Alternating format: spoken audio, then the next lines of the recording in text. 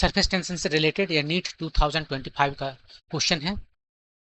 Question ये है कि एक बहुत ही वाइड टैंक है और यहाँ पर जो टैंक है इसमें ये पानी का मेनिस्कस है।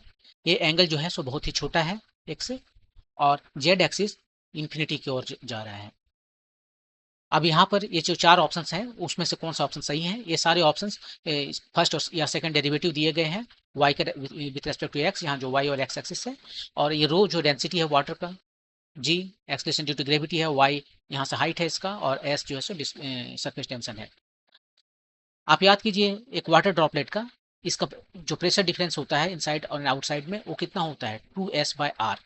ये 2 कहाँ से आता है? एक्चुअली 2 नहीं है, ये है s times 1/r1 plus 1/r2। यहाँ पर r1 और r2 दो ठो रेडिया ऑफ कर्वेचर है।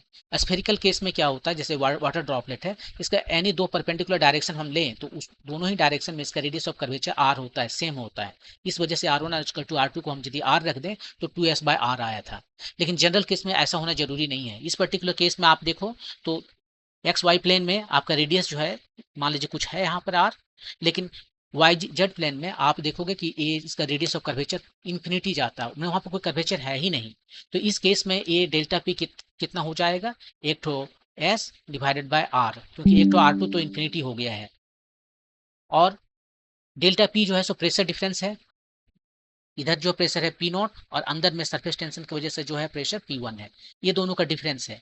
यहाँ पर जो प्रेशर है वही प्रेशर यहाँ पर है, और एक स्ट्रेट लाइन में हर एक जगह प्रेशर सेम होता है। तो इस जगह पर भी प्रेशर सेम है पी नॉट, और ये पी नॉट प्रेशर जो है वो कितना होगा? ये P1 से कितना ज्यादा होगा? P1 प्लस ये जो वाटर लेवल है उसका हाइट रो जी वाई।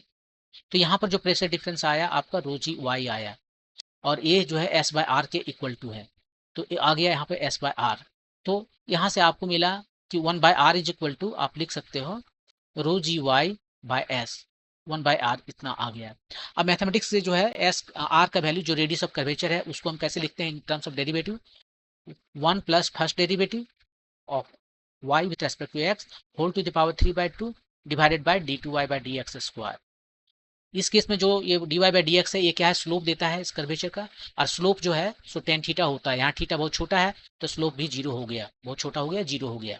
तो यहाँ से हम कह सकते हैं कि d2y/dx² जो है वो कितना आया, जो कि है 1/r, और 1/r का वैल्यू यहाँ से सब्सटीट्यूट करेंगे तो रो जी वाई बाय एस होगा, जो कि ऑप्शन नंबर 2 है।